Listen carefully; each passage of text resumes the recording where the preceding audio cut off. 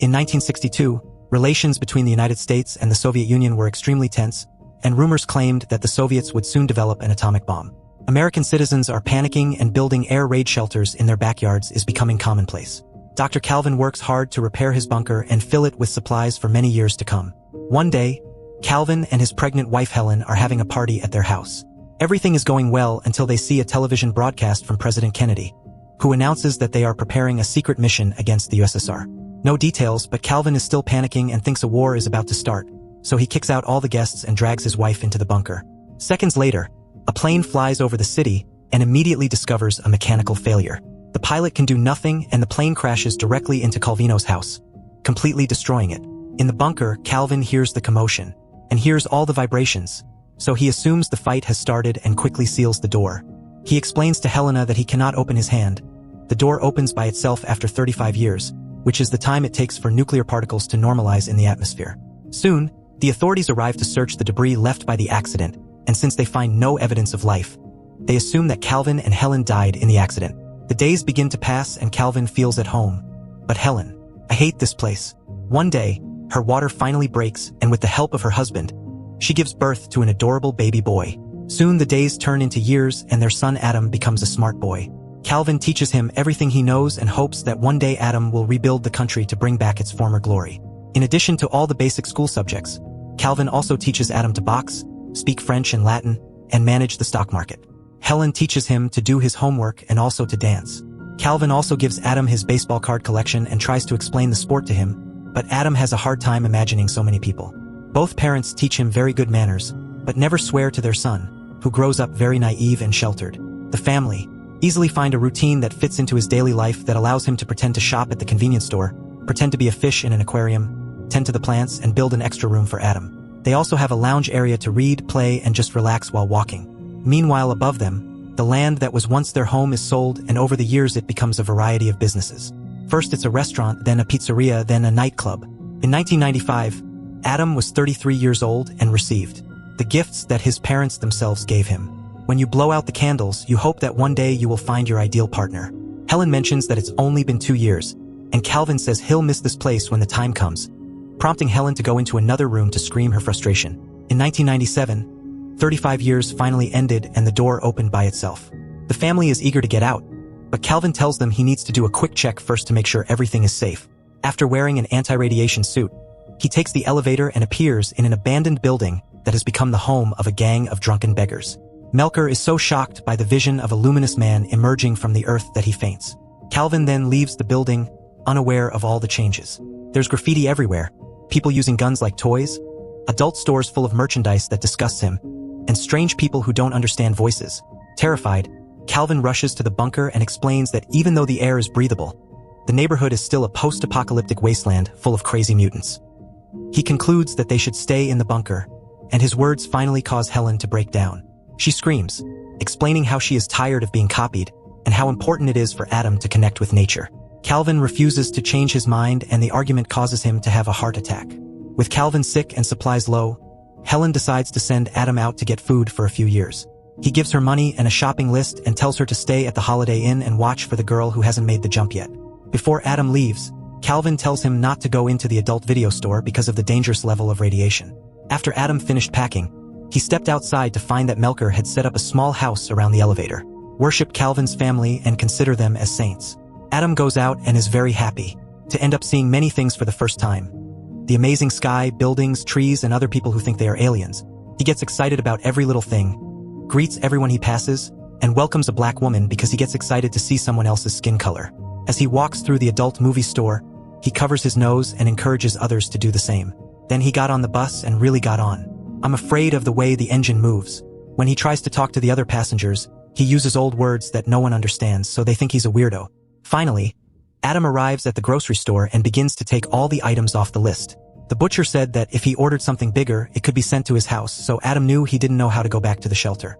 Frightened, he left the store and spent the day on another trip the bus to seek shelter. It didn't work.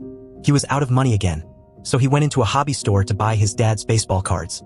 The store owner could tell that these cards were old and expensive, but instead of telling Adam, he offered to buy the whole pack for just $500. Before Adam agrees, the store assistant, Eve, interrupts and tells Adam that it's a scam because each card costs between $4,000 and $6,000. Eva insults her boss and quits the place, causing Adam to become very impressed with her and start to have a crush on her. After they leave the store, Adam asks Eve to take him to the Holiday Inn. At first, Eva refuses and tries to run away, but quickly changes her mind when Adam promises to pay with 2 baseball cards. During the trip, Adam picks up all the old songs on the radio, which Eve finds quite strange. As soon as Eve drops Adam off at the hotel, she leaves without a word.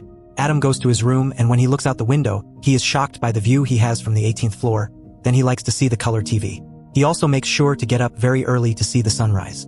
The next morning, Eve visits Adam at the hotel to return the letters as she feels guilty for being paid so much for such a simple task. She then tries to leave, but Adam stops her and offers he will pay her to be his assistant and she can help him collect all the things for the bunker. Eva agreed, and they went shopping together to buy enough supplies to last another 2 years, renting a few trucks along the way. Adam is also shocked by the revelation that he wants to find a wife. After he finishes shopping, Eva takes Adam to his house and meets his roommate Troy, who starts asking Adam a bunch of questions when he notices how surprised he is by all the technology. Adam lies, saying he is from Alaska and is there on a business trip. Meanwhile, Helen is too curious and she gets into the elevator. But as soon as she gets out, she sees Melker and his friends having a party and immediately turns around. The next day, Troya decides that Adam needs an outfit update, so she gives him a brand new outfit that makes him look even better. In the following days, Eva and Troy take Adam on many new experiences, such as dancing with modern music, skateboarding, and watching the ocean. Adam is so excited that he jumps straight into the water without worrying about anything. He also gets a chance to attend a baseball game and finally understand why his father likes him so much. One afternoon, it starts to rain and Adam stands in the rain, amazed. When Eva comes to see him, Adam hugs her to share his joy, saying that his father called her a miracle.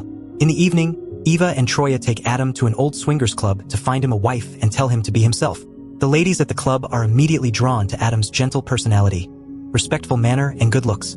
Eva's rival quickly catches the eye and they begin to learn, which makes Eva jealous.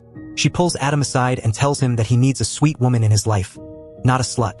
Adam then asks another girl to dance and they take the dance floor, impressing everyone with their incredible dancing skills. Eva tries to ignore her jealousy and talks to her ex-boyfriend, who mocks Adam and provokes him into a fight. However, Adam uses his boxing lessons to quickly scare the boy away. Upset by all this drama, Eva leaves the club and returns. Alone at home when Troya arrives, she informs him that Adam left the club with his rival, causing Eve to realize that she loves Adam and rushes to find him. She gets into the car, but before she can drive away, she is startled by someone knocking on the window and falls to the ground. It is Adam who accompanies her and tends to her scratches while explaining that she had to reject the other girls because she could not stop thinking about Eva. Adam confesses his feelings for Eve and they finally kiss.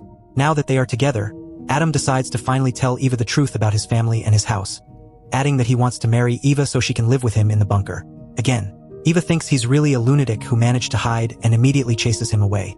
The next day, Troy takes Adam around town while teaching him how to drive. Suddenly, Adam sees the adult video store he saw earlier and follows the path to eventually find the building above his bunker, where Melker has started an entire religion around the elevator. Excited, he rushes to Eva to tell him the news, only to find 2 psychiatrists waiting for him. At first, Adam pretends to cooperate, but as soon as he sees an opening, he runs away.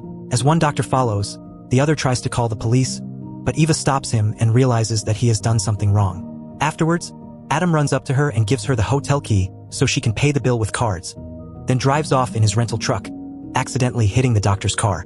Later, Eva and Troy go to Adam's hotel room and find a bunch of items made in the 60s, not to mention Calvin stock certificates that are now worth millions of dollars. These things make him realize that Adam told him the truth. Meanwhile, Adam finally returns bunker and hugs his parents after 2 weeks without seeing him. He tells them that the outside world is beautiful and brings supplies, which are loaded by Melker and his friends. Back to Eve. She's desperate to find Adam. So Troy takes her to the adult video store and they start pounding the dirt, thinking they might find the bunker there. Obviously, they find nothing and decide to leave. But on their way, they see Adam preparing to enter the building next door. Eve immediately rushes to kiss and hug him, and Adam invites her to meet his parents. Calvin and Helen really like Eva and they have dinner together. Calvin also gives Adam a talk about the birds and the bees. However, before making plans for a new life, Adam asks his parents to wait 2 months.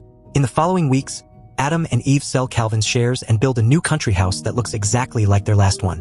Melker also helps after cleansing and cessation of drinking. After everything is ready, Adam brings his parents home, showing that they can gradually get used to the new world. Later, as Helena and Eva prepare dinner, Adam. Finally, he tells Calvin that there never was an atomic war, that the bomb was really a plane that crashed into his house, and that the Soviet Union collapsed. Calvin refuses to believe him and starts making plans to build a new bunker just in case.